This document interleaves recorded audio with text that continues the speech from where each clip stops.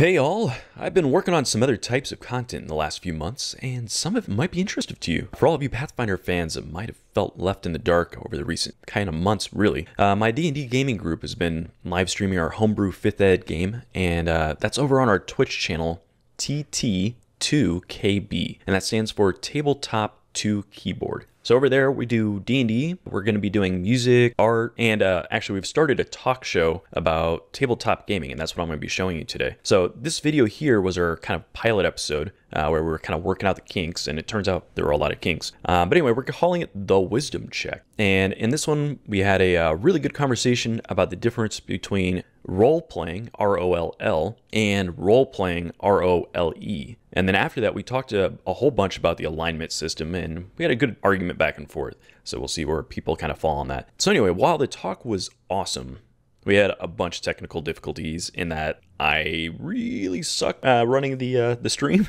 I couldn't get my my buddy's picture to show up, and I fiddled with that for a little bit at the start. Coupling that with the fact that I had the flu when we were recording, it really wasn't our best effort really at that point. And so the gaming group decided we didn't want to put this up on our actual YouTube channel over on TT2KB, which is also on YouTube. But good news is that allows me to share it with you guys. So hopefully you enjoy it. I'm going to go ahead and start up the intro here that we came up with. Hopefully I don't get a copyright strike. So let's check you on the other side. Ta-ta!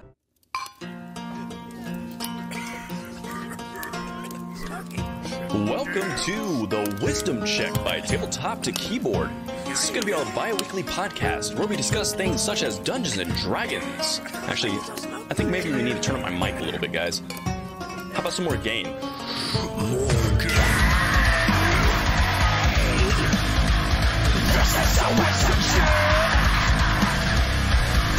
This is the intro to end all intros. Talk about Dungeons, Dragons, and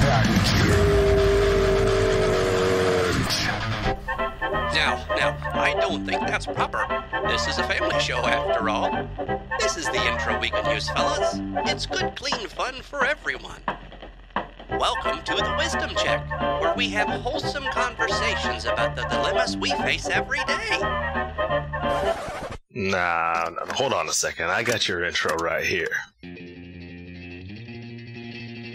Yeah, that's better. Welcome to the Wisdom Check. Well, I'm right, Jeff's wrong. We're gonna have guests on to talk about it. It's gonna be awesome, because I said so. He is right. He did say so. I don't know. Is surf music the best music for a podcast about D&D? Fuck yeah. Okay. This just in, nobody can agree on our intro for this podcast. So we're just going to start. Welcome to the Wisdom Check. Roll for initiative. Fuck. A 1. It's like every time. Well, believe it or not, there are 2 of us here. Hopefully you can hear us both. I'm going to keep sorting out this video situation, but we are attempting to get this thing going with the Wisdom Check. And Sir not appearing in video form can probably tell us a little bit about it while I sort this out. All right. Well, welcome to all of our viewers here at TT2KB. I am Dustin, the player of Balor Harris. If you check out our Everstorm game, with me today is Jeff, the player of Skeezer Zukturin. And we have put together a show that we were wanting to launch today, called the Wisdom Check. And what we're going to do is we're going to talk a bit about various things that are part of the TTRPG community.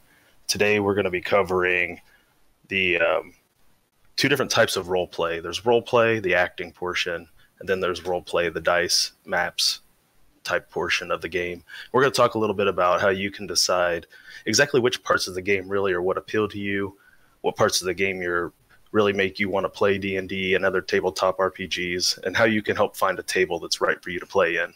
So that's going to be the first segment we're going to cover tonight, and then me and Jeff are going to go toe-to-toe over alignment, so you'll definitely want to stick around for that. Yeah, big argument on that one, probably. I'm still having some trouble here. Hopefully, maybe Crazy Ike is in the chat. We can get a quick troubleshoot from him. Quick call tech support. Turn it off and turn it back on again. Tried that. Yeah. Let's see. It's definitely grabbing the window that you're in, but it is all black for some reason. That is not how it's supposed to look. So, while I'm fiddling with this here, why don't we look at our first topic then? So, we're kind of outlining a concept of roleplay versus role-playing, so dice versus storytelling.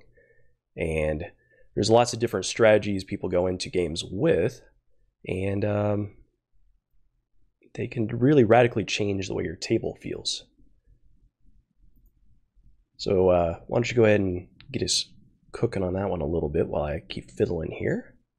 Well, if you follow us on Twitter at TT2KB, or if you are currently a member of the Everstorm Discord, where we talk about Dungeons and Dragons and other things related. The other day I posted a graphic that showed the light spectrum for the those of you who've seen prisms. It takes a single ray of light and breaks it down to all the colors, and what you have is that's kind of the spectrum that kind of represents how role play is. Like our game, I think with Everstorm, we fall very much down the center. We're very much in the green in the center. We do a fair amount of acting, voice acting, role playing. We can have an entire session sometimes where, the only dice rolls, if there are any, are skill checks, perception checks, looking for things of that nature. We also have other times where it flips into combat, and we are very much spending the next 2 hours, if you watched any of our games, just going toe-to-toe with bad guys, sometimes in dungeon-like settings. We have a fair amount of both of those things in our games. And so that's we had kind of a foot standing in both areas. But if you move far enough to one side, which I had just labeled over on the red side, just to pick one of the sides in general, as you move through the other colors towards red, towards role play, and that's ROLL play, where you're rolling dice, you get a little further away from the character acting part, and you move a little more into the dice, the mechanics, the making things in the game actually tick, fighting monsters, dealing with traps, those things that sometimes with some people pull them kind of out of character because you're spending a lot of time waiting for your turn to come back around or figuring out what action you're going to take next. Those sorts of things, very much hang out on that end of the spectrum. And there's various levels. Like it's not a binary thing. It's not like you're in the middle, you're on the left, or you're on the right. Like you could be in various shades of those colors as you move towards the other red.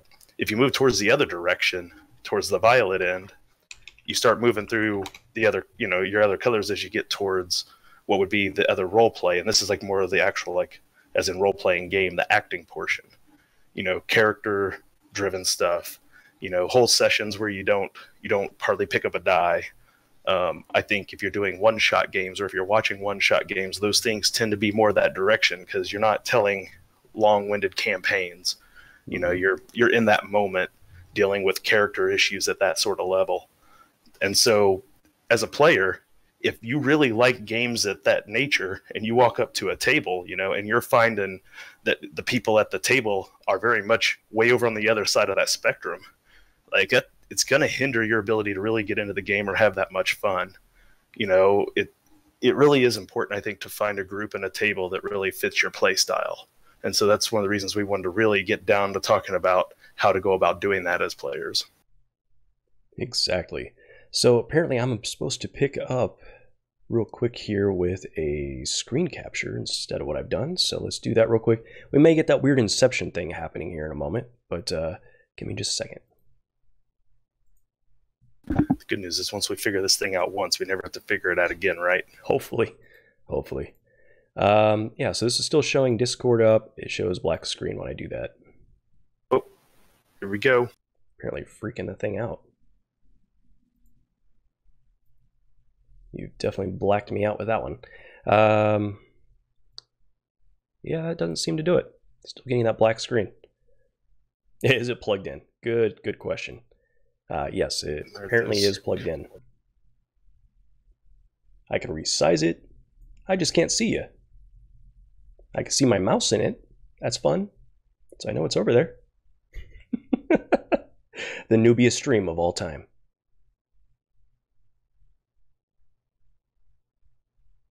That's all right. you don't have to see me in order to lose this argument about. Oh, I see how it is. I see how it's going to be. You can. Well, yeah. Well, let's just keep talking. We'll get your ugly mug in there eventually, right? Yeah. So the quality of table you're at is really going to depend on how aligned the players are and the storyteller is with the style of game we're doing. And if everyone's into character acting more so than kicking in doors and beating monsters up, you're going to have a good time. And if you're into a group that's into kicking doors down and fighting monsters and everyone's on board with that, they're going to have a great time. So there's not really a right way to play the game. So long as you're having a good time doing it, you're having a good time. And like you were saying, our group is definitely right down the middle. And I think it's largely due to the fact that a good number of our players are actors. And also we've had a lot of experience with Larp. So if you haven't done Larp is live action role playing.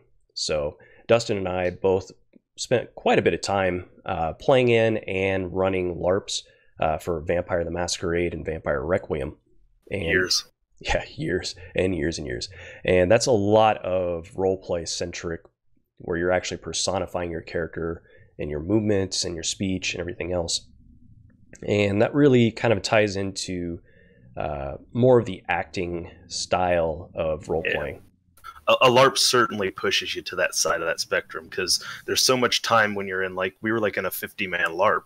There's only like 6 STs running around, dungeon masters essentially, who can run content with you. The rest of the time, everything is player driven. You have to just create your own fun, your own conversations. You have to really enjoy acting, or you're just standing there a lot waiting to get an ST's attention. Yeah, and that's the thing. There's a big stylistic difference between games where the player has to create their own sandbox enjoyment versus one where they're being kind of handed the game, so to speak. So you're kind of more amusement park kind of style gaming. And, I think coming from that sort of game style with the LARP, we really learned to create our own fun, to kind of explore the depths of our characters, create our own kind of internal story arc, and kind of play with that.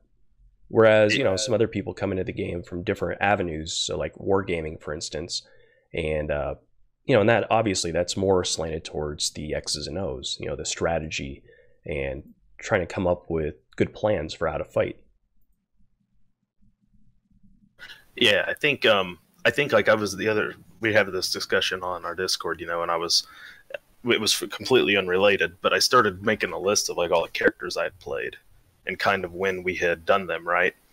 And so I was looking at like when I'd played, and I looked at all the characters on my list before I started LARPing and all the characters on my list after I started LARPing. Like when I was playing D&D, like I see a definite shift in what all those years in LARP did to like adjust my play style and how I approached my D&D characters a lot differently than I did to my characters back when we only did like tabletop role playing. So I definitely think that those years of having to learn to create my own content, create my own stories, figure out who my character is, making believable to 50 other people, like has definitely changed how I approach my characters. Definitely at the D&D table, where it's maybe not as important for me to do that, but I still do. So I've kind of looked through the Dungeon Master's Guide earlier for the 5th edition D&D, and they were talking about certain types of motivations for players. And so the ones they had listed in there, we had acting, exploring, instigating, fighting, optimizing, problem solving, and storytelling. Now, it's not to say that each individual person fits into just one of these categories. More likely you fit into all of them, but just to varying degrees. So I was kind of thinking maybe we go through just kind of an explanation of what each of those are, and then kind of give an idea of like what you think you are as a player personally, and then I'll kind of do it for mine as well, so we can kind of see the contrast a little bit between us. You got them all in front of you. Go ahead and start, and I'll follow you. Sure thing. And by the way, sorry guys, I am super sick right now. So this whole stream has been brought to you by Tylenol, cold and flu severe. So my voice sounds a little wacky. We don't have official sponsorship. There goes all of our money, Jeff. Come on, dude, let's get sponsored. It'd be great. Anyway, so the first one they outlined was acting. So that's like what we've been talking about right now, is getting into character, speaking in a voice. So if you've caught our actual D&D games that we've been playing recently, you know that I typically have a real squeaky, annoying voice for Skeezer, and Balrin obviously has kind of his curmudgeonly, angry elf voice, and it really, to me, helps a lot in getting into character, making sure that I know if I'm talking to the character or if I'm talking to Dustin, out of character about some concepts. And I find that when I'm doing that, I care a lot more about the social interaction with the NPCs and the other player characters. So that's definitely a very important part of the game. The next one on there is the exploring, like we were talking about. And so this one's more about kind of looking at the world that your dungeon master, your storyteller has created for you, and really delving into the history, the culture. If you're like playing video games, this is like going around and like climbing all the hills and finding all the little secret nooks and crannies and stuff. So this would be like, looking for hidden clues and treasures and things. Some people are into this idea of instigating. So like the person that comes to mind for this one for me, we had a buddy of ours named Barry, and if there was a lever in a room, he was going to pull it. And so like the concept here is like you just don't want to be bored. So like if there's downtime, you're just going to create something. You're going to go in headlong into danger, face whatever consequences come, just because it's more interesting than just chilling out. Let's see, fighting is another kind of motivator. So some players, are just really into just kicking people, fighting them, doing damage. They would rather just get in there and do action instead of like really planning out and agonizing over the details. Just get in there and go do some work. So maybe some crossover there with instigating. And then the next one is optimizing. So this is, I would kind of characterize this as being interested in the character sheet a little bit more, like fine-tuning your character to fit within the game system itself, and taking opportunities to kind of demonstrate what your character is capable of doing within that system. Then there's the next one would be problem solving. And so this one is probably also one I'm pretty high on, but this is like solving puzzles, agonizing over plans, coming up with strategies for the fight that you're about to get into, figuring out NPC motivations, untangling, like the villain's master plan, kind of getting that through thread figured out. And then there's storytelling. And this would be a player that's more focused on the narrative and making sure that they're involved in an unfolding kind of continuous story arc, and having the most fun whenever they're actually expanding that arc itself. So I don't know, what do you think you kind of measure up on with those? Well, I mean, there's a lot of categories there. Like you said, I think as a person who's done a lot of different kind of role-playing games over the course of years, like I enjoy different parts of them and different kind of campaigns, but I definitely feel like I'm the least optimizing. Like, me, mm-hmm. I don't plot my characters out that far ahead most of the time. Like, I don't worry that much about their stats. Like, I try to make sure that they're competent in the things I want them to do, but really short of like anything beyond that, like I don't frankly usually care that much. I think I definitely push a little more towards like some of the. Ooh, don't worry, I'm still trying to figure out. Oh, you're playing with it? Okay. Yeah. Just making sure we didn't lose everything. Don't worry, I'm not crashing it. Just keep your... I think I'm definitely probably leaning a little more towards the storytelling and some of the exploring and acting portions of it. When the fighting, optimizing stuff comes around, I like to consider myself proficient in it, but I don't push myself optimizing that much. And problem solving is problem solving. When it comes up, it comes up. Yeah. I would definitely say, obviously, I lean more towards problem solving. I do a fair bit of optimizing. I do enjoy the sheet. I enjoy the trying to get the most bang for your buck kind of stuff. Let's see. I mean, I think we all really kind of run the spectrum quite a lot, but I definitely do a lot of storytelling and acting. I would say I'm less instigating, maybe more so a Skeezer, but in general, I'm more of the planner. So like I like to get in there and come up with concepts and, come up with the plans that are never going to work, but, we spend a lot of time talking about them. Yeah, exploring, I think that's cool too. I like getting into the world building. Fighting, I enjoy fighting as a kind of thing that just spices it up a little bit. There's a little bit of risk involved, but I would say I'm not as tied to fighting as some other people are in our group. But overall, I would say more of the role-playing side for me. There's a category that maybe it's a subcategory under storytelling or under acting, but something I see more and more of on the Twitter as I scroll through the TT2KB Twitter is romance. Romance? Okay. Yes. It's shipping, and as they call it, like relationship shipping is like a big deal right now out there in the community. Like, it's amazing. Like, when you watch other streams, how much is dedicated to the idea of that. And this is pushed way to that roleplay side of that spectrum, but it's like, it's all having like these relationships and stuff go on almost soap opera style, like right in the midst of everything else that's going on. Like, it is. It's a much. I guess you could put that under, like I said, storytelling, because a romance novel is still a story, in that kind of way. But it is a much bigger portion of what is out there right now in the gaming community than I think what you would imagine. Well, I'm kind of curious about that. I mean, obviously in our group, we're probably not on board with that.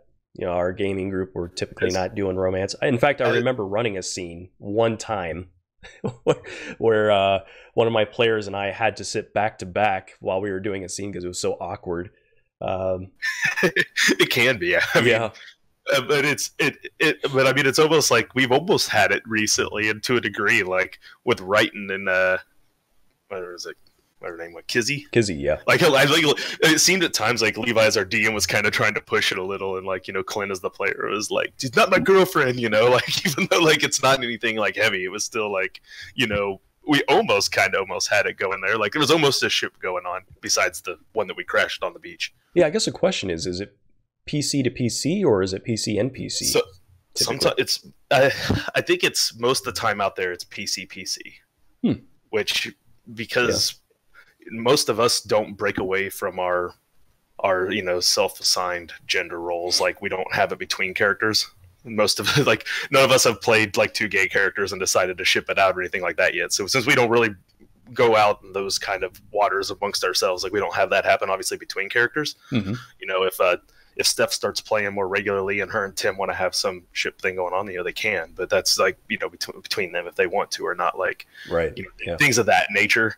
I don't think it's ever been a priority for us to include that part into the thing. But like, if you think about it, like when you start to get into some of these other play styles let's talk about, like with high epic fantasy, things like that, like if you want to get into like a Sir Lancelot situation, you have to have that romantic element in there for the King Arthur story to take place.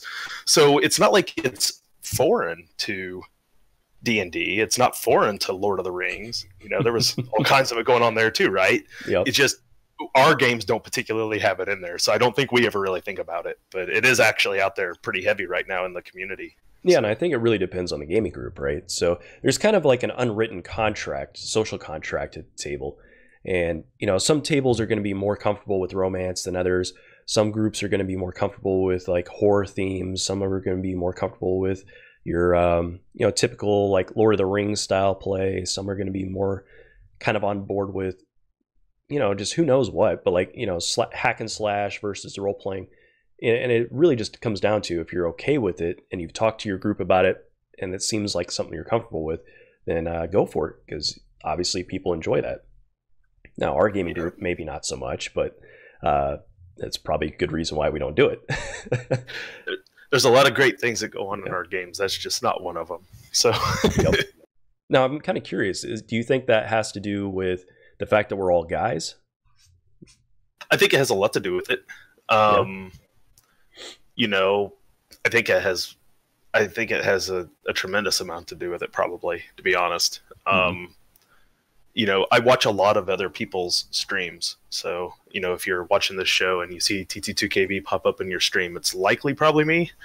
But because I am out there watching what's going on, and I see a lot of the groups where the shipping has happened the most. It is a mix of people who identify, as different genders. So there is that potential there. Now, I don't know what the dynamic between them is above the table or outside the table, anything like that. But there's definitely that element there. Yeah, it's fascinating because Like, for instance, it's hard to have one of these conversations without the Critical Role table coming up. But I knew you were going to do that. Yep, there it is.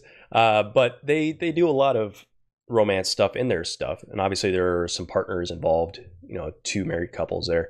But at least in this season, there's a character who's playing cross-gendered from themselves, and there's romances involved, and that kind of thing. It's just fascinating to see what people are interested in exploring inside of the so-called magic box, right? So, like, there's a concept in game design that's called, like, the magic circle. So, like, it's basically what happens inside the game is contained within the game. So, like, it's Vegas rules. Yeah. You got Vegas rules going on. Yeah, essentially. But, like, you could take risks in gaming that you can't take in real life. If your character dies, he dies. Okay, it sucks, but you don't die, right? So, like, you could do things in games that maybe explore different, identities or different value systems or different, just different types of people. And I think that's something that's pretty interesting about gaming, in particular. Yeah, it lets you get out of your own skin for sure. Mm-hmm. I mean, you always have those opportunities, our friend Bryce was the first guy who was male and straight that I know of that played a female character in a D&D game. Mm-hmm. That was back in high school in the 90s, like Mary is like, wait, you're going to play what? I was like, all right, whatever. Yeah. Like it didn't change a single thing as far as how the character interactions went. It didn't change a thing, but it was just like, okay, so you're female. Cool. All right. Like he didn't think anything about it, but he was the first one I ever saw do it. Yeah, but it is kind of fascinating though. Like some players you'll find kind of stick to a certain type, like their characters oftentimes reflect themselves. But it's also really interesting to go really off character for yourself. If you're really kind of quiet and generally, you maybe make a really social character and try to force that out of yourself a little bit.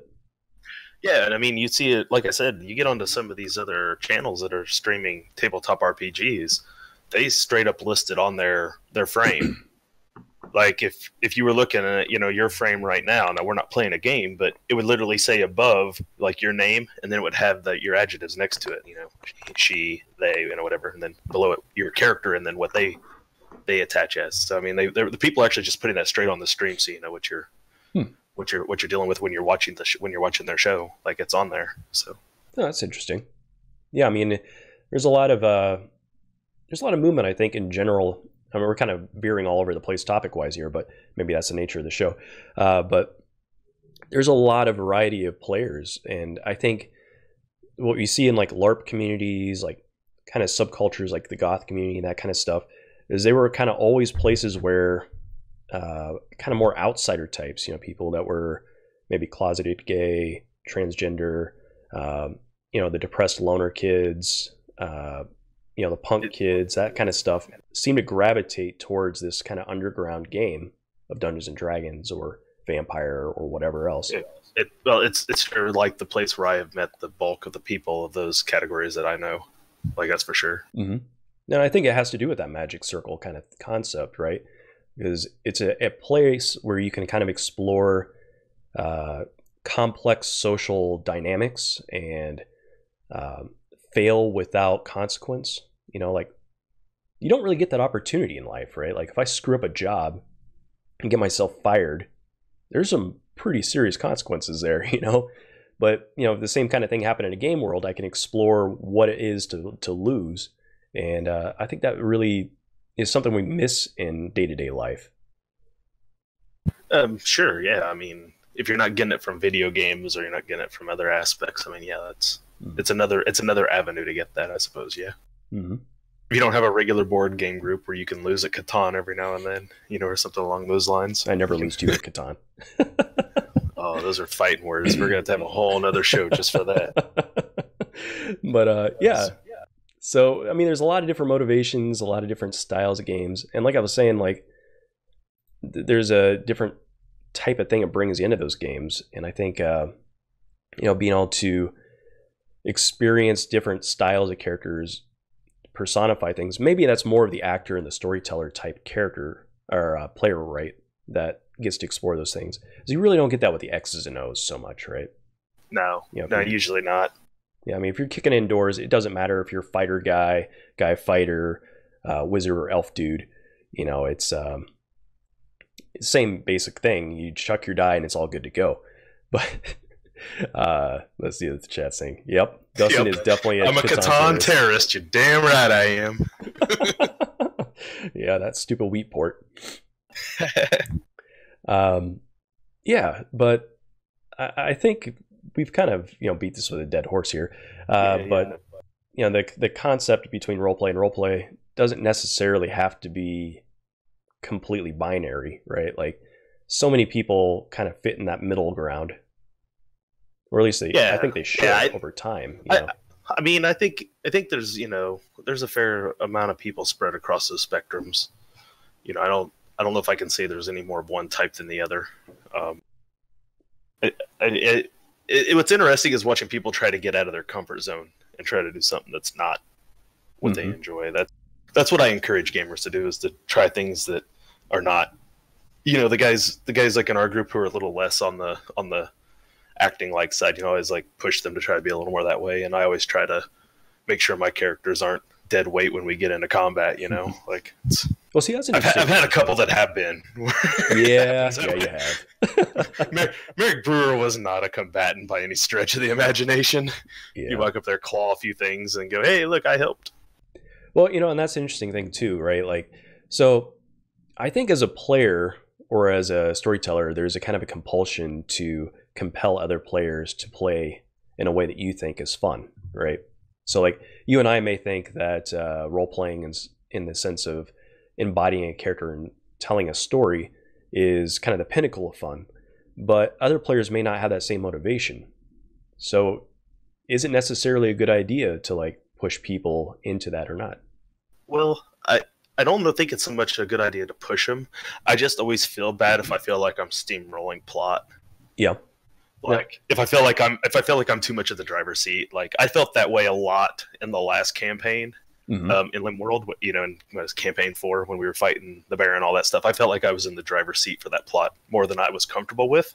Like I wanted to make sure everyone else had a chance to get their storylines in there too, because I felt like it was pretty heavily based around Wilhelm, more than I was maybe comfortable with at times. But you guys had your plots in there. I could see them. I just didn't feel like we dealt with them directly as much. And some of that was our group choice, like which path we were going to chase down when we were going after the Baron, things like that. But it was.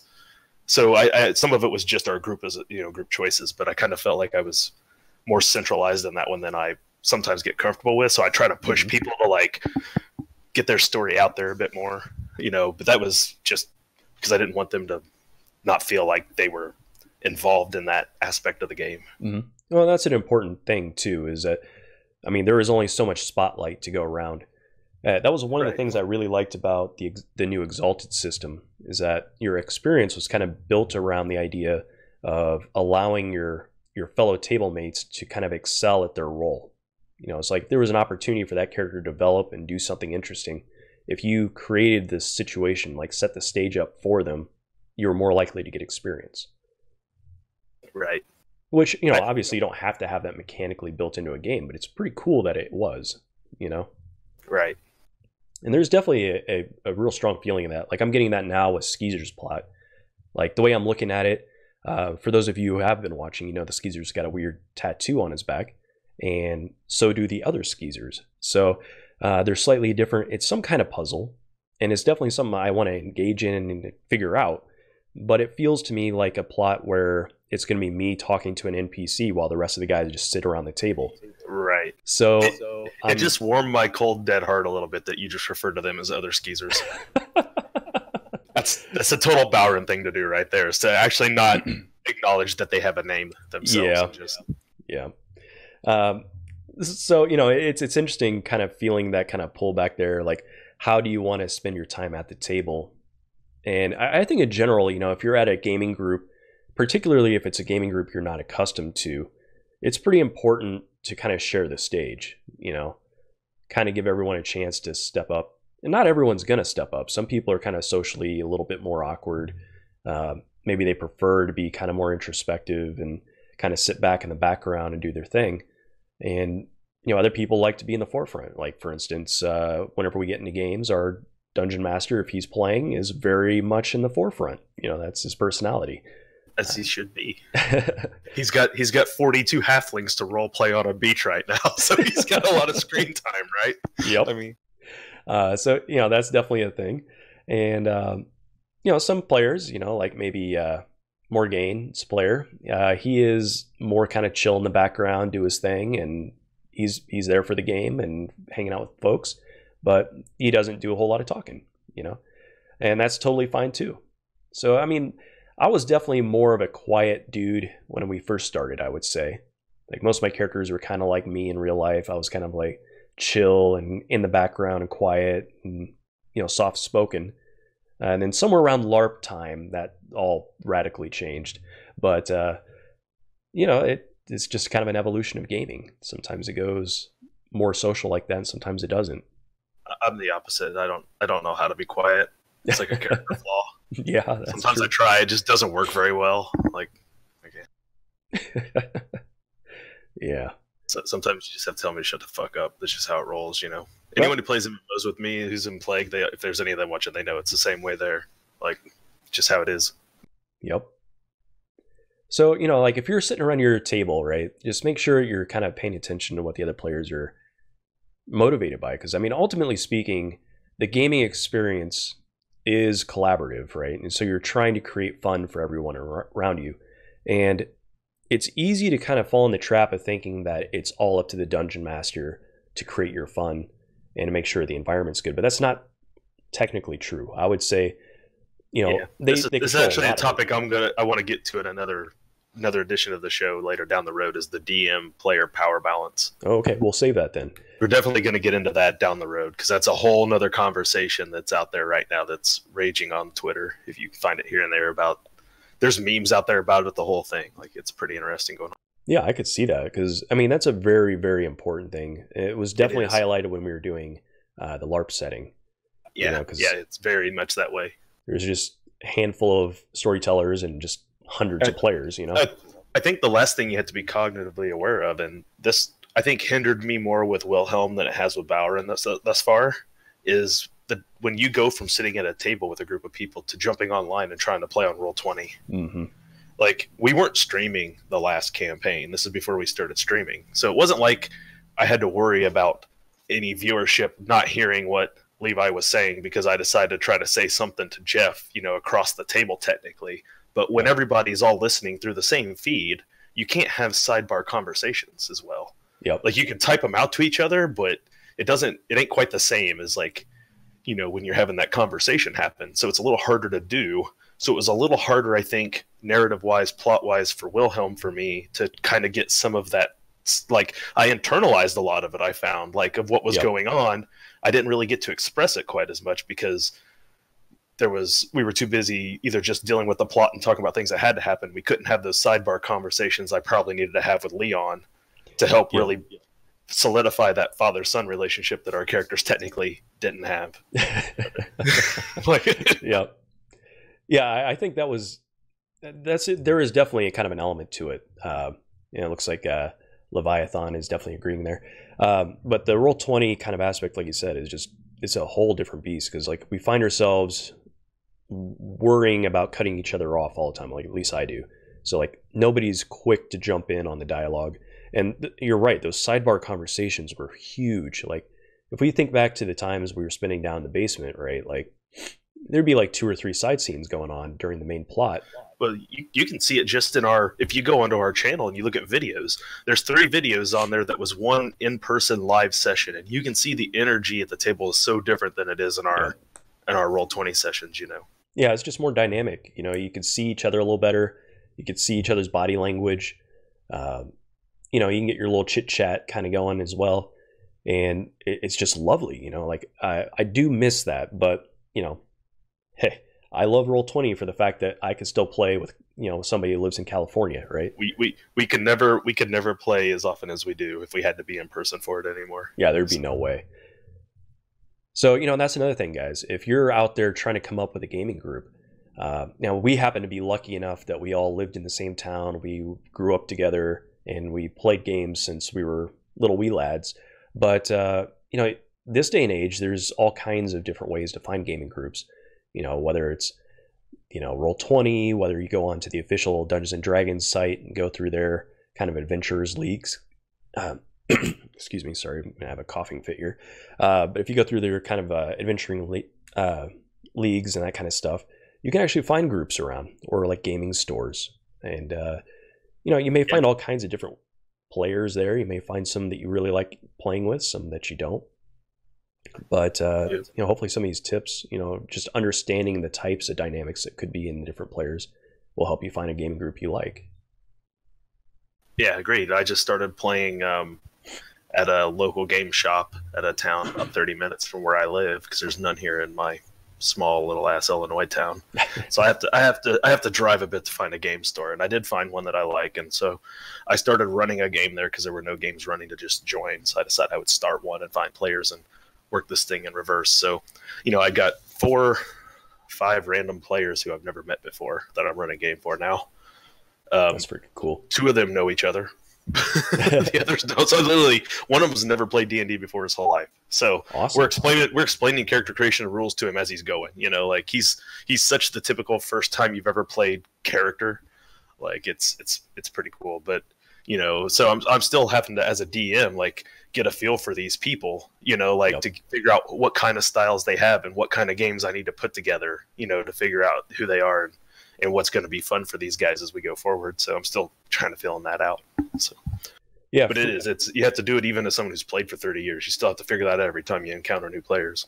Yeah, absolutely. Yeah, Fruitzilla is saying that there's a pretty good group out near DeKalb. So if you're in that area at NIU, and I think that's generally the case. If you find a college campus, there's usually a gaming group kind of floating around there somewhere.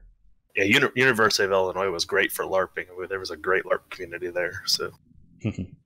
Yeah, and I think that what you're doing is pretty awesome, because you go to a gaming store and you're like, man, there's no games being run. I'll just start one, right? Because that's the case with most games. Like, people are just waiting around for somebody else to do the work. And at some point, everybody was a new ST if they're an ST, right? Right. Yeah, DM. Yeah. Yeah. Regardless, you have a first time running a game, and let's face it, you're going to be terrible the first time you do it. I was awful when I started, but players are pretty open usually. Like, you go in, you say, look, this is the first time running stuff, gonna sort things out. Let's figure things out together. And over time, you kind of build a style and figure out how to improvise, and and that what was good about us is we all got our first games in when we were young, and we didn't have expectations back then. Yeah. We were all kind of newer.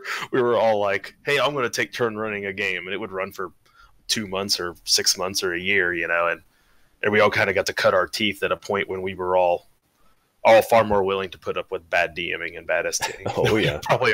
we are now. Well, and think about our motivations then too, right? So, if back in the day, we were really focused on loot, right? Like, that was big. Yeah. Like, I don't care about loot anymore, but like, I remember the early games, magic items were like the bomb. Like, that's what you went for. Well, that's because in second ed, there wasn't much else to get excited about. I guess that's true. By fourth level, you kind of had everything you were going to have. It was you just got more of it. There wasn't a lot of choices down the road. Yeah, but I remember whole characters being defined by their equipment. That seems like crazy talk nowadays, but I've definitely seen at like conventions and stuff, characters that definitely applies to. Yeah, it does. And I think there's still a certain amount of truth to that.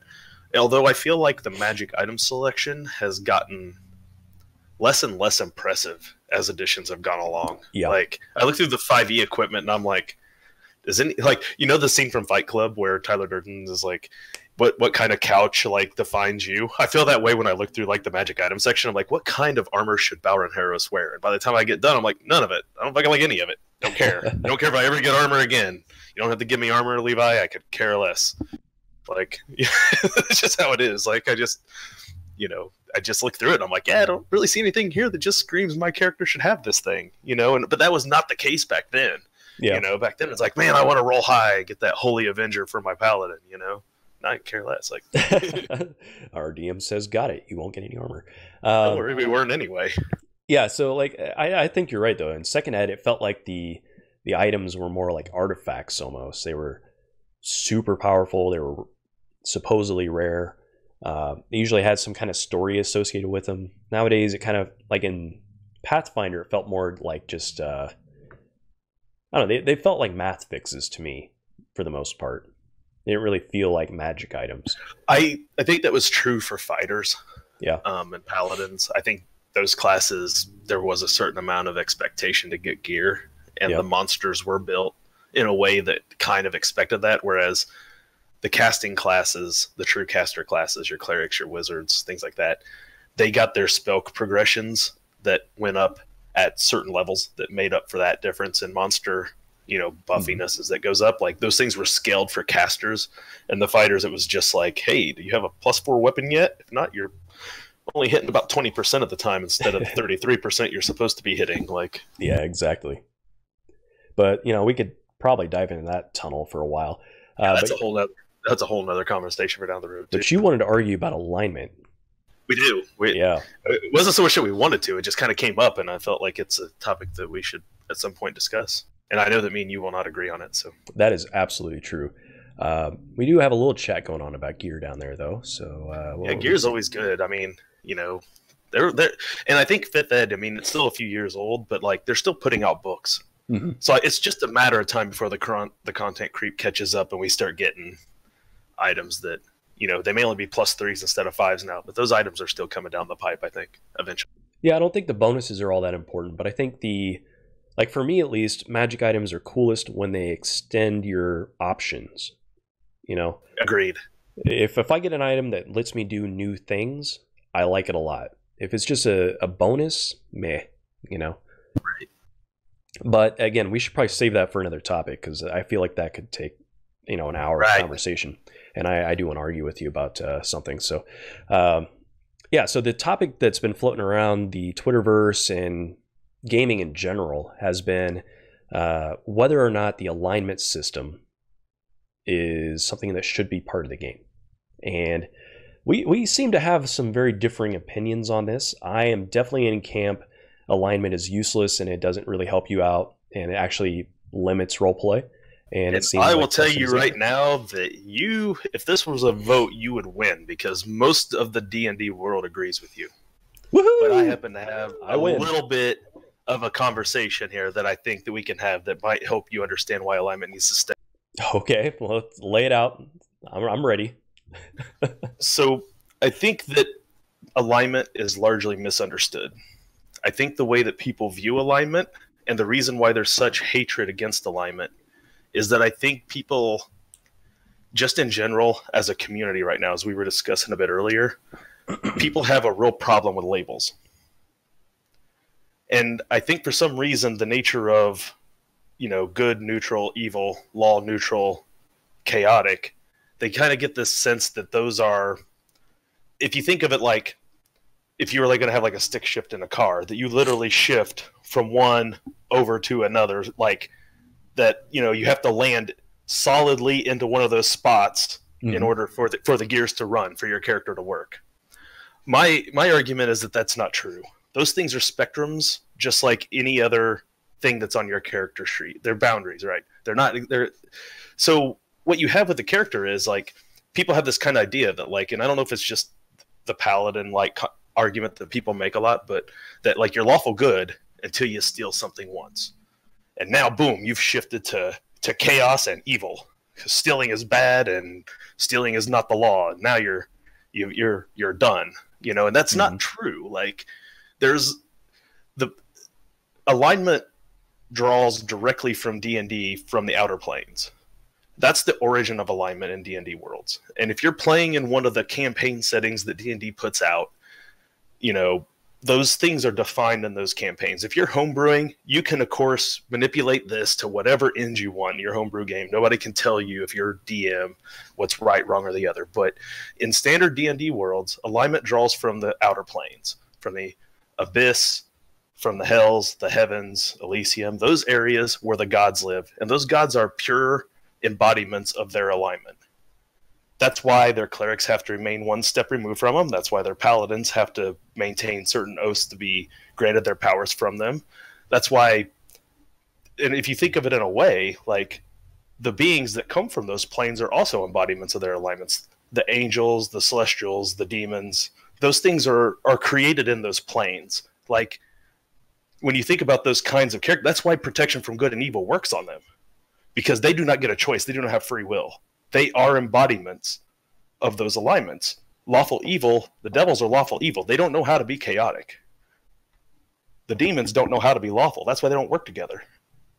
Like, those sorts of things are bred from those realms and are embodiments of that can escape or be called into our world. And so when you're dealing with those pure embodiments of those alignments, those are the flagpoles, the tent poles, the stakes that hold everything else down for the tapestry of the rest of your world.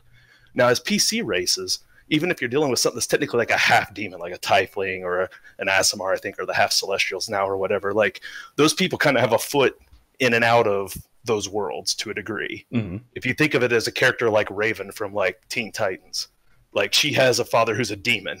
He can't be good or lawful. He doesn't know how.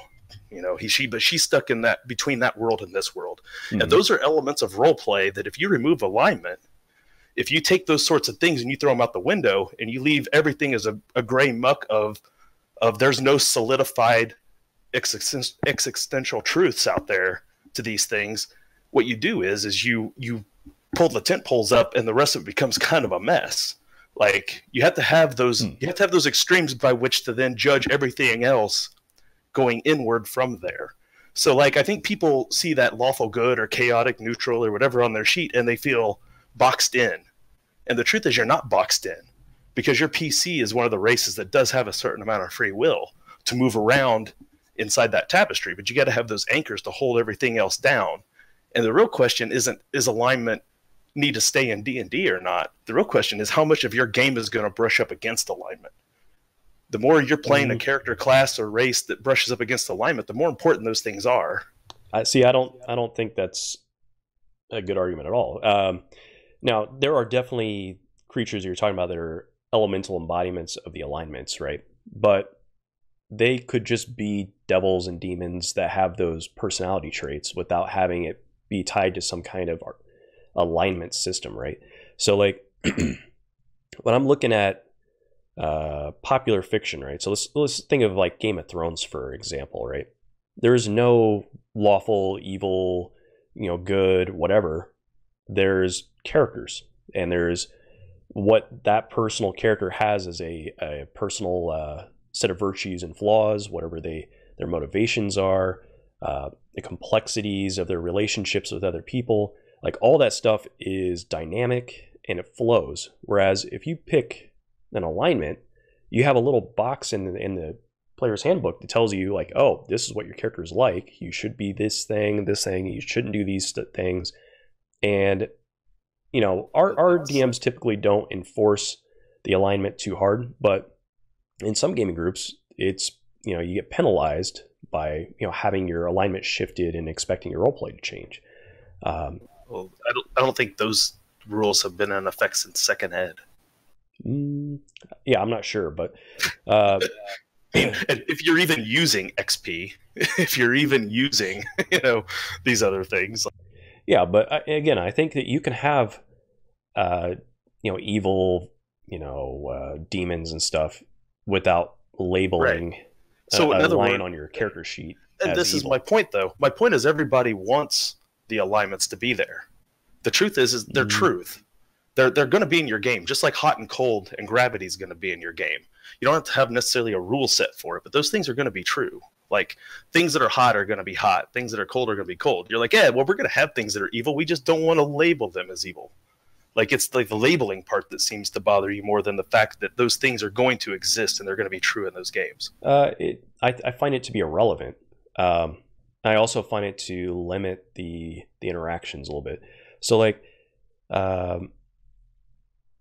when you come across an NPC, they're going to have certain traits to them, certain things that make them tick. They're more complex when they don't have an alignment. So like I don't know, think of like the show like Dexter, right? Like, what alignment would you slap on Dexter? I didn't watch too much Dexter, but I know enough about him. I mean, he's most certainly chaotic. You think probably so? chaotic neutral. Yeah, What? He's got a whole code of ethics that he follows, like a specific. he does. Rule set. He does to a degree, yes, but that doesn't change the fact that chaos at the end of the day is largely less. Even people who are chaotic evil typically have a certain set of things that they still do. Like when you look, but the thing is, they're willing to.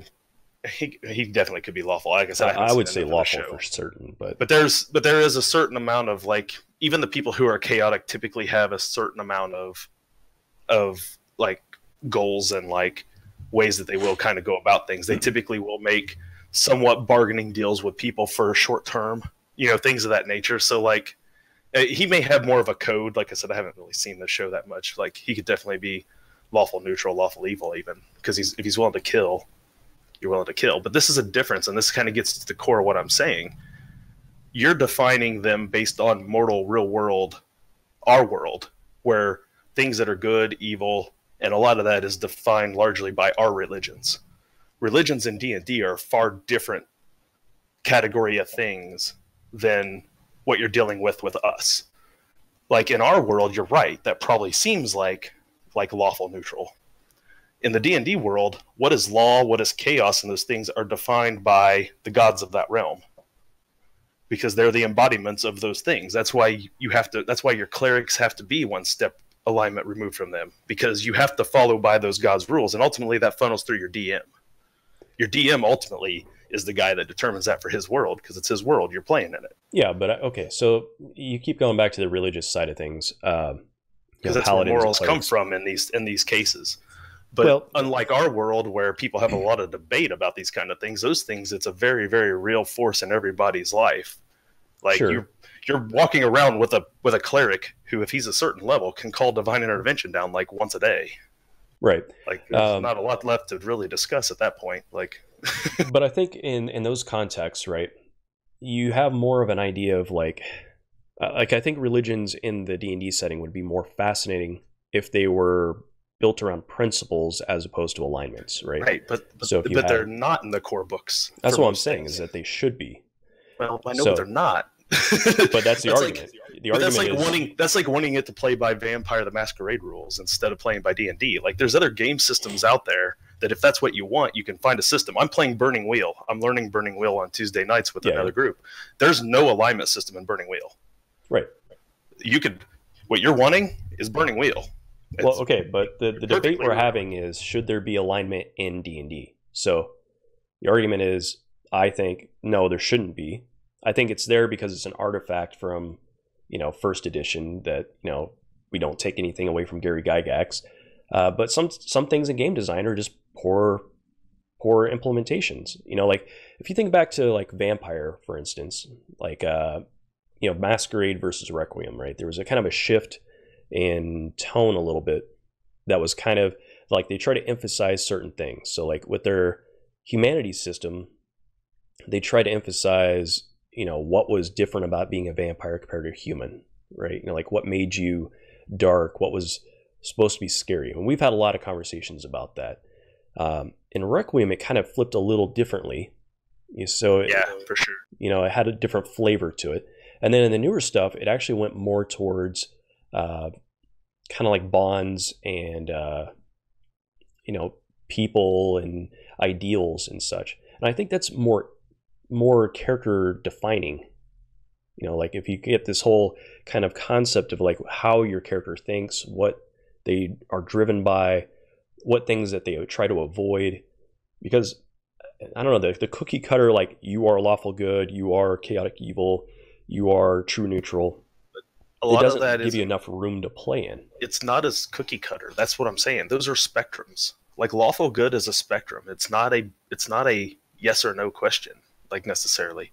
The yes or no's is that, like I said, once you're dealing with the planes of law and the planes of evil, like now you're dealing with the hard end of it, where you've hit the edge of that wall. You can't go any further. There's nothing beyond chaotic evil once you're in the chaotic realm. Like, that's as far as it goes. So, but if you're dealing with, when you're on the material planes and you're dealing with mortals, there's spectrums in there. Robin Hood, for instance, he's a thief. He's definitely chaotic. Chaotic good, yeah. Chaotic good, right? We think of him as chaotic good. He had a code. He wouldn't steal from poor people. Does that make him lawful? You wanted to say Dexter because he had a code. Does Batman, is he lawful because he has a code, or is he chaotic? He's a vigilante. He's out there blowing up people's. Well, that's what I'm saying. Is stuff. I don't think that the alignment system works for actual characters. Like, where would you put Batman? I have no clue. He's chaotic good. Is he? Neutral good at best. Like, it's hard to say. People want to say he's lawful, but then every depiction of him, he's killing people.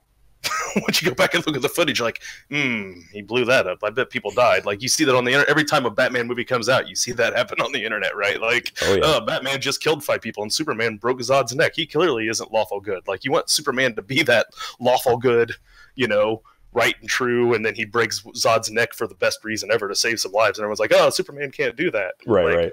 So that's alignment right there. Like, that's how alignment works. Like, the people don't want it to be true, but the moment they see it and it doesn't work the way they want it to, they're pissed about it. Like, well, that's character consistency is what you're talking about, right? But like, I think one of the things I don't like about alignment is, if you're looking at a character and you get a label associated with it, you immediately know what they are, and there's no more further investigation. Like, you could pretty much just stop there. Whereas if you don't have that label, these nuances and these subtleties of the character, you have to kind of feel them out to get a sense of who they are, to kind of make that determination. So, like, I couldn't tell you what any of your guys' alignments are necessarily in game right now. Like, maybe I could, but like, because here's the thing, like, nobody walks up to you in a D&D world as an NPC or another PC, and it's like, hello, sir, my name's Bowron Harris, and I'm chaotic neutral. Like, that doesn't happen. Like, and there's really not even the abilities like there used to be to detect that stuff at a site. Like, paladins used to be able to, like, detect evil intent, right? And they could just do that at will 1,000 times a day. Like, that's not even really true anymore. Like, yeah, but I mean, I think they're subtly moving away from alignment a little bit in this edition. I mean, they didn't, but they've moved some of the spells. They actually expanded on it. They actually expanded on it. Kinda. They put an entire inspiration system out there, and every one of those inspirations has lawful, neutral, chaotic attached to it to help you better define your flavor of lawful, chaotic, or neutral. Yeah, but it also lists those as just examples that you can add your own. Like, I think the concepts that they're showing there with your ideals, your bonds, your flaws, and that stuff, those are the directions they should be doing more of. So I think that does way more to kind of show you a character than alignment ever would. Like, because they wanted to get away from the idea that people were in this box where lawful neutral meant only one thing, or chaotic good only meant one thing. Instead of giving you a list of examples, like Sir Galahad was lawful good. Right. Like, instead of giving you that as your example to run with, they said, hey, look, go down these list of inspirations and find the lawful that sounds right for what you want to do. But they didn't say, ditch lawful, just here, come up with a code. Like, they put those things out there and they said, this is what lawful is. Yeah, okay. Well, yeah, order, law. Order is sometimes, better. Like, right. Organized is the key, right? Let's see. I'm trying to read some of these chat things as we go. I'm keeping up with it. Fruitzilla is talking a bit about Batman there, saying he always just struggles with lawful. Doesn't refer to the laws of man, right? It doesn't always refer to laws of man. It refers to whatever. Like, the law can be evil. Like, I think that's really where people like you can play a lawful good character in a lawful evil world. The first time my paladin made it to Ravenloft, like, there was problems. Yeah. But those are interesting character points that, like, if like, I was reading an article, and I'll actually share it when we're done here, like, from a guy who runs a blog, Angry DM is what he goes under. It's a great article on alignment. It goes on forever, but it's great. But like, he in the middle of it, he discusses about, like, how, and I kind of lost where I was going with it. I was reading something. Good story, bro. Yeah, sorry, good story, bro. But I think some of these credit, and I forgot what I was going to say. That's okay. I'll pick up here. So, I mean, that's a good thing in the chat here. We're hearing from K. Nathan that, you're wanting to have an entrance to a maze to know where you start. And I guess for some players, maybe alignment does that. I think that's the intention behind alignment, but it's not how it actually plays out. Like, I think if you actually just sat down and did some pre-work on your character to think about different situations and how they would react to those situations, I think that gives you a way better idea of how to play the character down the road than an alignment system. So, like, for instance, in LARP, anytime we had new players, I wouldn't throw them into game right away. You know, I would have them like work through the character sheet, and then I would run little scenes of like, okay, you're a vampire, so I'm going to run a feeding scene. You need to understand what a feeding scene is. Like, how do you go about being a vampire night to night? Like, this is something you have to understand about yourself. You know, what is your relationship to your abilities? You know, what are the flaws of your type? And then once they kind of got that idea, they're like, oh, I didn't even think about that. That wasn't even something that was on my radar. And then it gets internalized, and then they're much better able to play those characters. Whereas, you know, you just toss somebody in and say, okay, I'm a hero type, lawful good, cool, go. Like, there's I think all kinds of stuff if you want to think of it in the vampire terms, and it's been a while since I've looked at a masquerade sheet, but like, you had humanity. Yep. Right? And your humanity, depending on what its level was at, gave you like a list of things that if you broke any of those things, you could drop in humanity, and it told you to role play is slightly different now based on what your new set of code of ethics was. And that code of ethics, every time you dropped another level of humanity, got a little smaller and a little smaller as you went. So it was a very neat dynamic system, right? Of like, if you were trying to become more human, like there were less things you were allowed to do as a vampire without violating that code. Yeah, but I think the Requiem system was better because... It was in those ways, sure. Because I think the old humanity system, it was more of just a penalty. Like, it was more of just like, can I catch you doing something wrong to take choice away from your character? Whereas I think with the Requiem, it was more of an exploration of morality and how that impacted your character through their personality. What I found is that as people lost humanity, they didn't want to play it. They didn't want to be responsible for their actions. Yeah. As players would lose humanity, they wouldn't role play their character any differently. There was no ramifications for the crimes they had committed, even though that reflected on their sheet. And you know me, I want my sheet mechanically to reflect where my character is at. And I like for there to be things that can kind of, even in small ways, track that change in my character as he goes. My current D&D character, Bowron Harris, is as chaotic neutral as they come. He ain't evil. He ain't good. Yeah. But he's definitely chaotic. He could give two shits less about the rules. So if over the course of time and interactions with, let's say, Kodo, who's Clint's new character coming in, lawful good paladin, also a godly man himself, right? I'm a druid. He's a paladin. We're going to have great theological conversations, I'm sure. But mostly about how he's wrong. But because that's how Bowron is. Everybody's wrong but Bowron. That's true. But all the loot will be stored somewhere else. Yeah, somewhere else, right? But but ultimately, let's say he kind of comes along and he's able to persuade Bowron that maybe there's a code out there worth following. Like, and my character slowly becomes more lawful. Not likely, but let's just say he does. As I become more lawful and I start to hit away from chaotic into true neutral and from true neutral into lawful, like, let's say lawful good down the road. Like, if those changes were to happen roleplay wise, shouldn't there be something on my sheet that helps demonstrate that as well? Like, shouldn't I be able to have an achievement level where my DM's like, man, you've worked hard enough. Here's your achievement. You have hit neutral. You're there, bro. You've got there. Like, these things that you've done, these are things that you've tackled. If he falls more and starts listening to me and I convince him to do things that are bad, he falls away from his alignment a bit. Like, now as a paladin, he has oaths and stuff that muck that up a little bit because of what his class is. But like, if he was a cleric and he comes along on my really bad ideas and suffers for it, after a while, if he doesn't play that alignment out, shouldn't he shift? And shouldn't his deity, patron deity, be a little angry about that? Should he lose powers for a game or two till he atones? Like, those things are all in D&D built in. Those are spells and things that clerics have the abilities and stuff to do. Like, those things are built in. Like, I don't think you just abstractly just forget about it. Like, some games may never brush up against it much, and I totally understand that. Like, I'm not suggesting every game has to be a theological showdown, but when you have a third of the classes that have that to a degree attached to them, like, it's kind of hard not to. Yeah, but I think, again, that could be done differently. Instead of using alignment, I think it could be done by actually fleshing out the principles and the belief systems of those religions.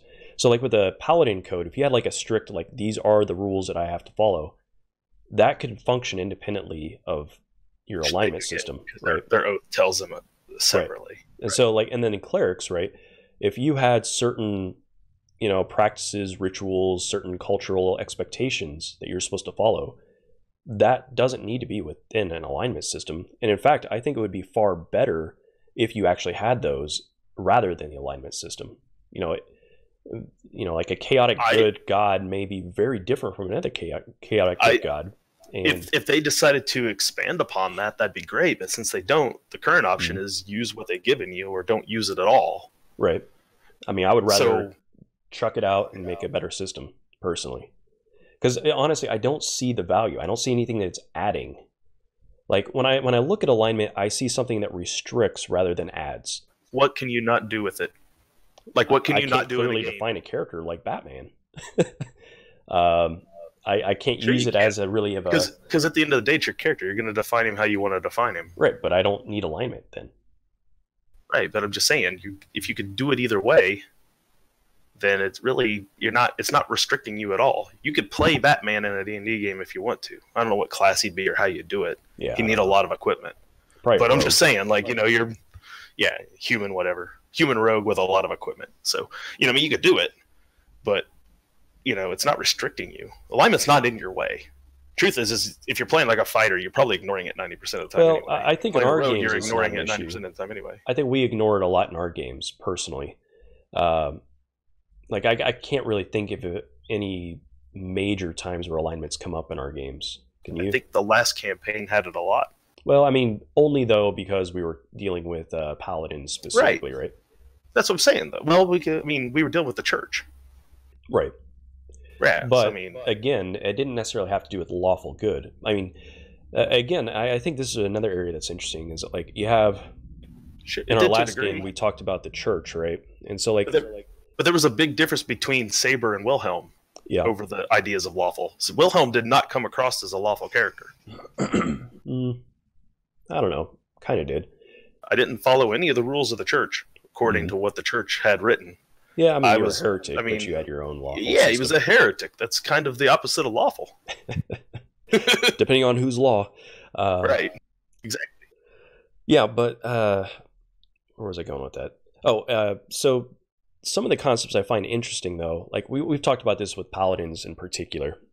Like, I think a paladin is far more interesting when they have a paladin code they are aspiring towards.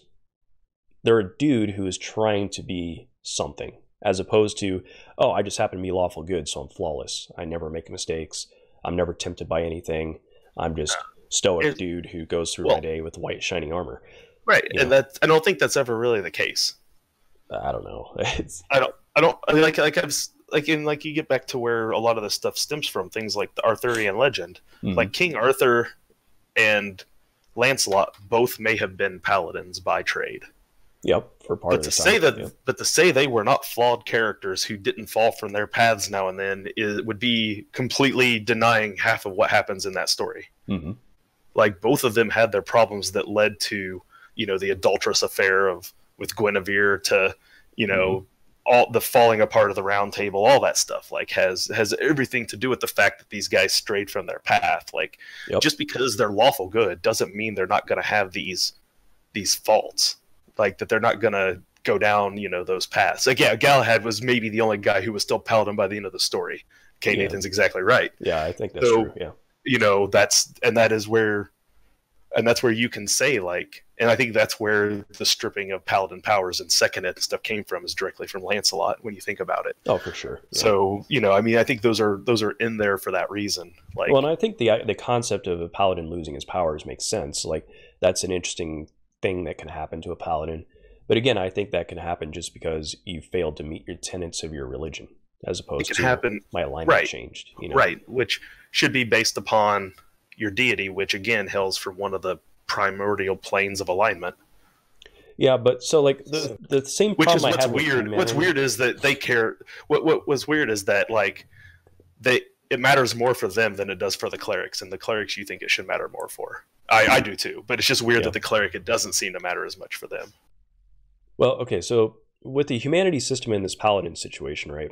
These are both cases where it felt more like being penalized rather than exploring something, right? And I think being able to explore how your character gets around kind of the moral landscape is more fascinating than some arbitrary decision by an ST. Because like a lot of times in LARP, for instance, I think the reason why people didn't change their role play after their alignment change is because they didn't actually feel like their character had done something deserving of a humanity loss. Like a lot of times in the games, you know, you're just in a room where somebody got killed and you didn't stop them from being killed. Sure. You lost humanity. Well, Sure. that character maybe feels mortified, doesn't like the idea that it happened, but now he's being forced to kind of come up with some rationale of why he doesn't give a shit, right? And it just doesn't quite work. It changes.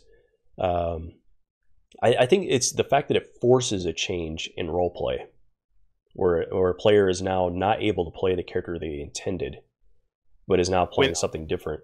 I think when you're dealing with the highest levels of humanity, where like somebody dying in the room that you didn't attack, you weren't doing anything. When ST was stripping people humanity for that crap, like I think that's just bad STing. Yeah. Like you can take any system, the combat system, attack system, magic system, you can take anything, put it in the hands of a bad storyteller, or a bad DM, and you're right, people will not respect the decisions and they won't change their role play one bit. Yep. But when it's something you lost because of something you did in particular, like, I don't think the system is the problem.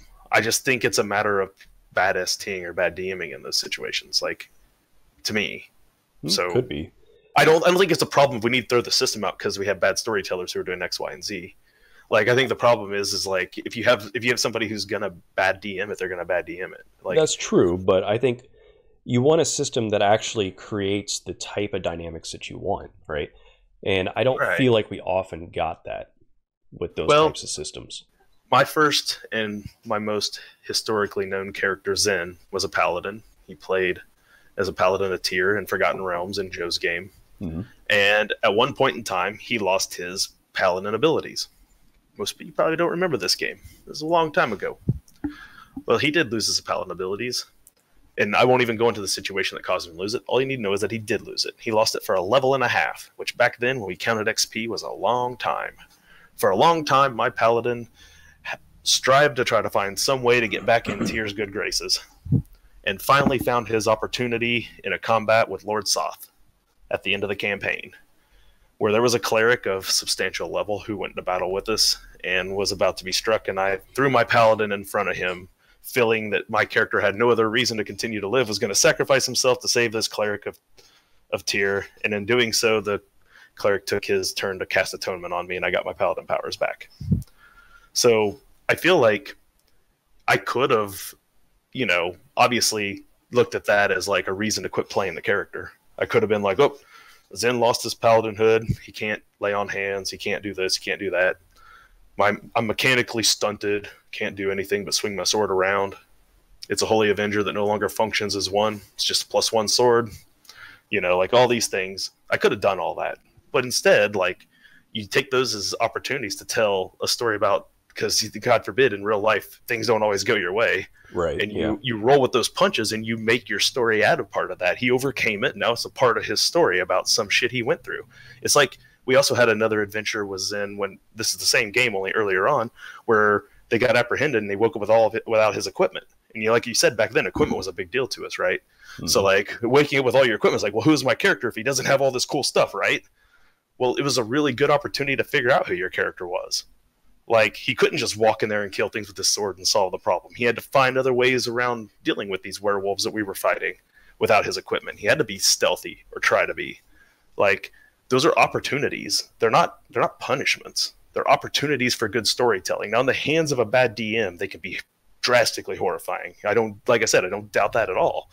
But those things don't hinder you from having a good ability to storytell. Now, if you're one of those people, like you said in the first section, and all you care about is the role play part of it, maps, dice, power gaming, all that sort of stuff, yeah, you might as well throw your character away for that next level. But if you're on this other side, like, I don't think you should take those opportunities away from the other side or suggest that those things are punishments when they're actually opportunity. Right. I mean, I think we agree on that point. Like, I think we can have an entire conversation about learning to turn failure into interesting game. Because I honestly, I think the times that we've played games where I've failed in spectacular ways, or things have gone wrong, are typically the ones where we get the most character development, where we get the most interesting scenes to happen. Especially in LARP. Like, yeah, LARP's such a good example for things. If only more people did LARP so they could understand. Failing is so good. Like, and most LARPers didn't recognize that, honestly. Like, but when I got beat in LARP, it created so many new stories. I had revenge. I had sulking over why things went wrong. I had like rebuilding. Getting shit back together. A whole host of like self-examination. Rebuilding new alliances and that kind of stuff. But all too often, people would just like pack up their character and just be like, "Oh, I'm done. Yeah, I lost once." Yeah. And people didn't understand. Like, the best thing you could do in those scenarios was just go bet a boon to somebody and lose. Yep. And once you owed an important person in town a boon, then they needed you to pay off your boon, so they would send you to go do something. Then you had something to do. But people never caught on that, like, the best thing you could do is immediately go into debt to somebody. Oh yeah. Well, you think about like when I came into game with Oleg, right? So Oleg was an Invictus, what are they called in that version? Deva. And he was like a Russian mobster kind of character. And he was like kind of a womanizer, like a drunk, like just a real scumbag. But I had him come in, and I knew out of character that this other character was messing with my guy. Like, and he was like catfishing him, basically, trying to pretend that he was like some like sexy woman that he was gonna like meet up with. And like, out of character, I knew for sure this was a stupid thing to do. But in character, my introduction of this character to the entire gaming community was to fall in a public like chat room, like for this catfishing thing. So everyone comes in the game making fun of my character. But that was a great way to come in, because then I had all these like people like laughing about it, talking about the character, getting involved, trying to figure out what's going on with it. And there were just hooks all over the place for people to kind of grab into. So I don't know, like, I think people need to do more of that, just taking losses. Yeah. So K. Nathan was bringing up a good point here too. And something else that Angry DM does touch on in his article is that, depending on which edition of D&D you're playing in, like, there's a lot of magic items that are alignment, directed by alignment. There used to be cursed items like helms of alignment changing, things like that were cursed items that you could put in there as an interesting plot point for a character. I don't think it's in the new edition. Most of those items, I think, have been somewhat scrubbed and removed from it. There is a candle of invocation that lets you detect other people's alignment. That's like one of the few alignment-based magic items that still exist. But, also weapons that had ego, they acted very differently in your hand based on your alignment. So, and I think that, like what Crazy Ike is saying there, like, really what it boils down to at the end of the day, it's like I think for your game, you just need to know how important alignment's going to be as to, and then just be a good DM or a good player and just really role play with it. Like, even if you use the inspiration system and you scrap the two initials next to your character's name, let's say you just decide not to write down lawful good or lawful neutral, whatever, and you just list the bonds and the ideals. If you don't really push those and role play those in your character, and you don't make those a core component of your character's decisions, like you can see in our Everstorm game, a lot of Bowron's stuff has come up lately in the decision-making processes. And I don't know if it's just because of how Bowron is, but like the fact that we're rebuilding a mostly destroyed ship, what a terrible idea, out of a mostly already constructed ship is completely because Bowron's bond is to the ship itself. Worst decision in gaming history. Maybe, but it's Bowron's idea. I looked at the sheet and I was like, damn it, Bowron has to try to reconstruct the grid even though he got a mostly already built ship. okay, I'm going to see if I can convince everyone to do this. So I'm like, hey, Kissy, hey, yeah, come here. Hey, go tell Wrighton that you want to rebuild the grid because my bond says we have to. Essentially, is how that went down, right? Like, and then she goes over there and flirts with Wrighton, and Ryan's like, "This is a good idea." Next thing you know, we're trying to rebuild this ship out of nothing by tearing apart a ship that's basically sellable. By the way, I just looked it up. Page 138 of the Dungeon Master's Guide has cursed items, so they are in 5th Ed. Is the Helm of Alternate Alignment in there still? I didn't look specifically for it, but yeah, there's cursed items, but I'm thinking that those items that do the forced alignment change have been removed, I think, for the most part. But you can, I think, get an item that has ego that comes with an alignment, and based on your alignment, it interacts very differently with you. So, it's just another avenue of something you can put in a game that can be fun. You know. So K. Nathan's saying basically he feels that after 1st and 2nd edition, which was more brutal, the game became softer. I guess I think some of that is, I don't know, for me, a lot of 1st and 2nd edition when I used to play it felt like there was just too much randomness to it. So like there was a lot of random charts where stuff could go awry, right? Like you roll your percentile and like, oh, rocks fell on your head, you're fucking dead. You know, like I don't really enjoy that type of difficult where it's just I don't have a play in it, I don't have a choice in it, it's just a thing that happens.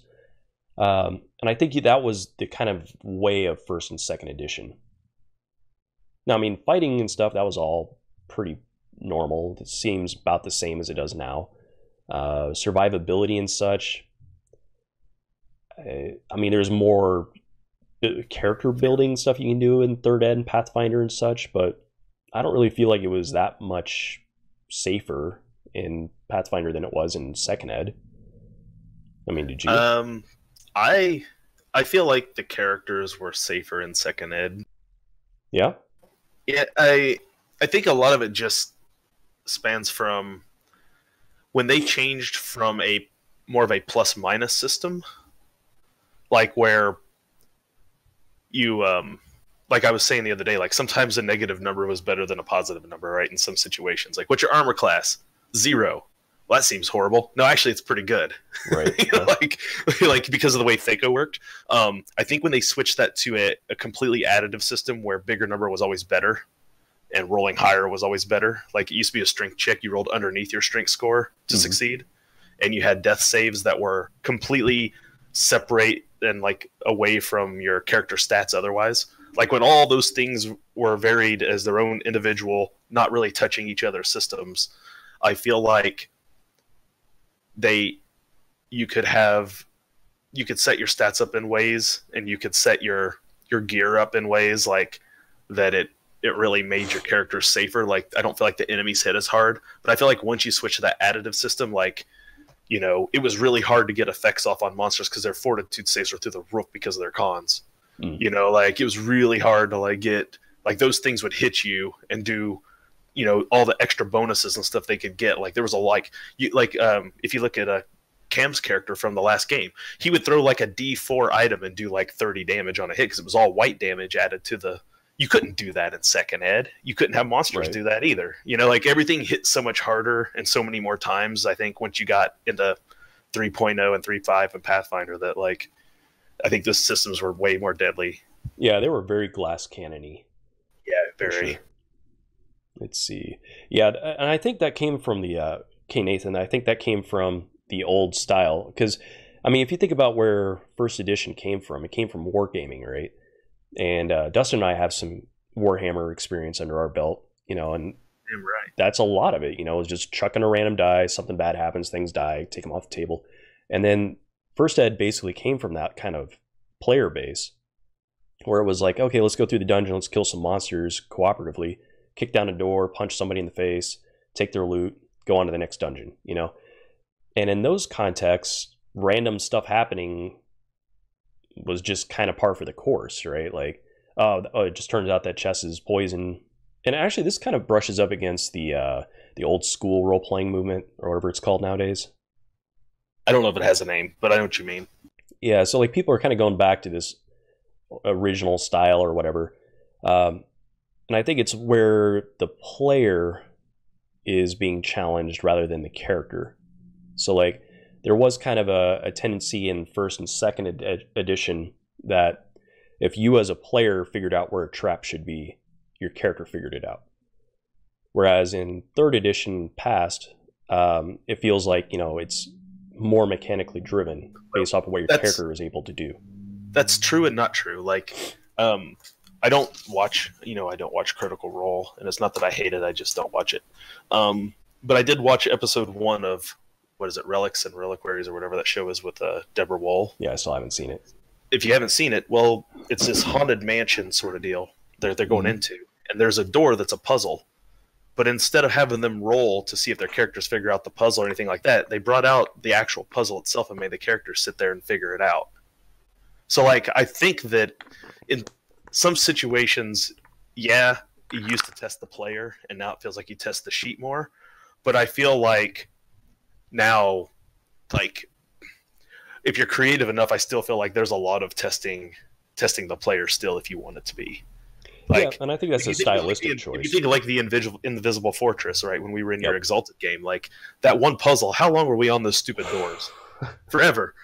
And we knew the right damn answer. And we just second-guessed ourselves a bunch. Yep. And we were there forever. You were testing us. You weren't testing our characters at that point. Like, there was nothing about Arias's intelligence score that was causing him to not know the answer. I just couldn't come up with it at the time. Mm-hmm.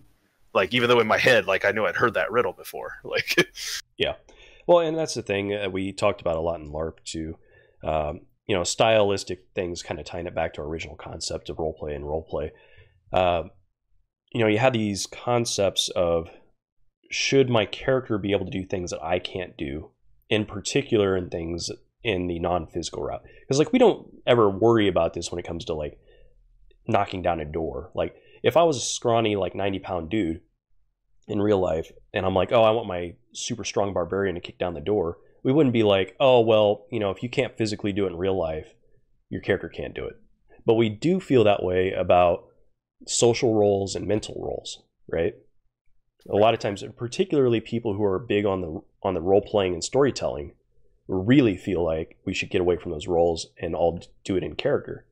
And that kind of is a detriment to players that aren't necessarily that type of player. And here's the part I never understood, at least at LARP. The people who were the most into that, like, social, like, I want to role play the social parts, I don't want that done by roles, were the first people who would make characters and put all of their, like, all their dice and everything into those social roles, and then, like, not want to use them. To my stream drop. Nope, I still see you there. It did freeze for a half second, but it's still there. Died on my screen, so let me check it real quick. Maybe. Oh yeah, it's back up. I still see you. You're... Weird. But so I kind of feel like it was funny because, like, in LARP, like we used to always say, like, the smartest players, if you want to, made physical-based character sheets because everything mental and social you could just do on your own. Like, you didn't have to make a roll unless, like, a discipline was being used. So, you know, as a gangrel player, I had one social discipline and I barely used it. Like, so, you know, Landon was able to be Landon because he was as charismatic as I wanted to be. Now, I tried to make him not charismatic. You know, I did my best to seem like a fucking brutish-ass animal that would tear your head off the moment you looked at him wrong. And sometimes I think that came across, other times I don't think it did. Yeah. But, you know, that sometimes you're just not fully on your game. But, you know, so, I mean, but unless somebody called my gangrel, you know, gangrelness into effect and I took the actual negatives on the social roles and stuff, like, you could do that because that was a rule in the game. Like, most people just didn't, though. You just role-played your role-play. But it's always interesting that, like, a lot of those same people that didn't want roles to happen were the same people that let the physical sheets basically role play right along with them and get the better of them when they were the people who should have had the mechanical advantage in those situations. But they were always the first people to be like, no, that's how it should be. Like, well, and right, that's how you want it. It's hard to get people to argue for the other case. Like, it is. Especially in a LARP. But I'm like, but we're not letting you guys go fisticuffs outside to show that his physical traits don't matter. That's when you're going to die, right? Like, yeah, that's how you want to play it. Our chat's talking a lot about nostalgia for the old school games being part of what makes it good. Because honestly, if you go back to the old school editions, they're not very good. Like, I know, like, I nostalgically look back to when I was like a 5-year-old in the 80s being like, whoa, D&D is so fucking cool. And like, you know, first and second ed was just coming out. Well, I guess first ed wasn't just coming out, but you know, like second ed was kind of in its heyday or whatever. And yeah, I mean, there was things that, like anything, if you think back to your childhood, there's always something you think is great. Like, I don't know, I went back and watched that Kroll movie. I love that movie as a kid. If you try to watch that as an adult, it does not hold up. Holy shit, is that a terrible movie? You have to love that movie. Holy shit, is it terrible? That movie, man, unwatchable. But you know, and I think it's the same way with you know, first and second ed. There are things in there that survived and went through to, you know, subsequent editions that were good. But there was a lot of stuff where you could tell they hadn't beat out the flaws in the game and hadn't figured out how to do things. And you know, it's the same thing as when you're coding, you know, on like computers.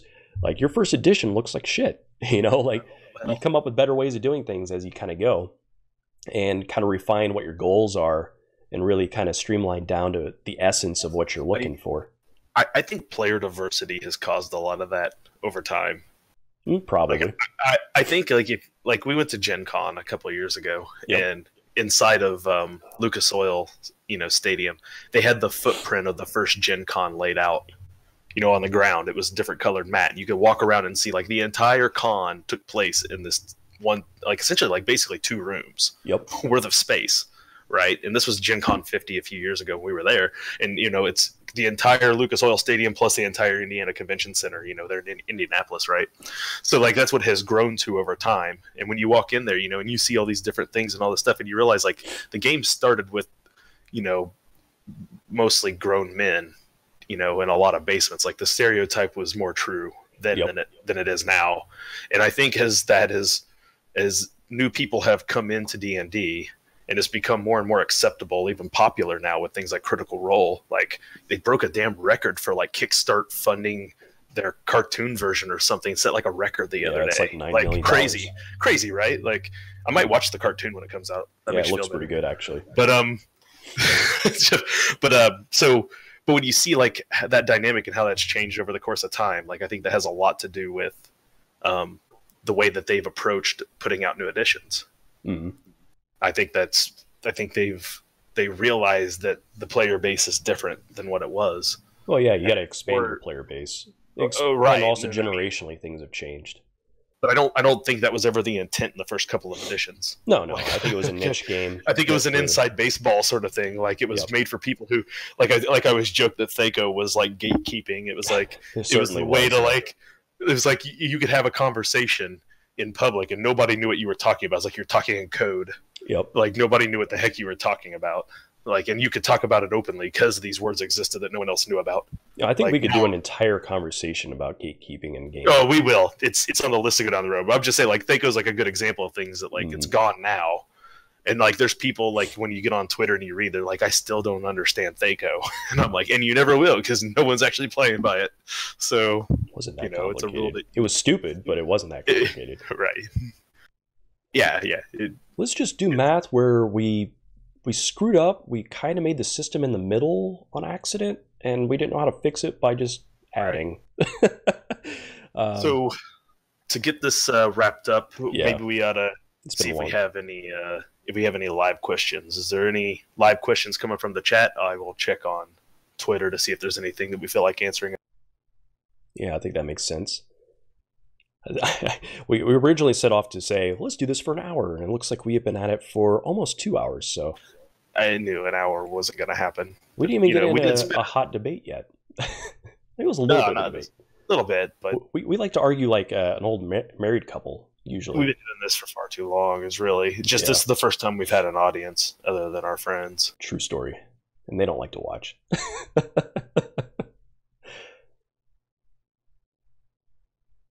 I don't see anything on Twitter. Yeah, it looks like the chat's a little quiet in here too. Well, let's go ahead and sign off then for our first episode, which I did not appear in. Yeah, well, we'll get that sorted out for next time, I promise. I will be less of a technical noob, and we'll get that going. Well, the next time we'll have Clint back, and he'll probably just do it. Yeah. That's what it'll be. So, you guys will be able to find myself. I'm Dustin, the player of Baron Harrows. You'll find me playing D&D here in our Everstorm game. You'll also find me extremely active on our Discord.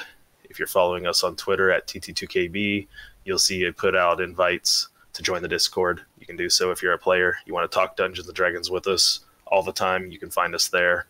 You can also find me at Plague State on Twitch, where I stream some MMOs every now and then when I feel like it. And Jeff, you want to tell them where they can find you? Sure thing. I am the player of Skeezer, if you guys hadn't figured that one out.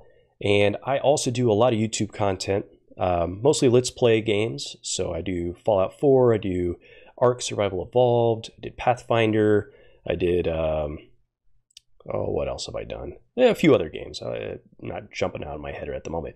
But there's 100 plus videos on my site, and that is Reign Survives, so REIGN Survives. So feel free to stop in there, take a look, and keep me company.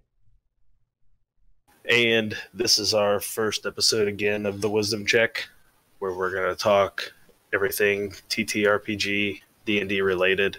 As you can see, we had a little technical difficulty today, and that's why we elected not to, but down the road, we are looking to bring in DMs from other Twitch channels and things like that to come in and also talk with these conversations with us down the road. So if you're interested in also appearing here on the Wisdom Check with us once we get our technical things figured out, and we will. Yep. You guys can hit us up in our Discord, hit us up on Twitter, and we will definitely keep you in mind as we go forward. So awesome. Appreciate thank you, everybody, for coming in, for being active in chat, and we will catch you next time around. Ta-ta.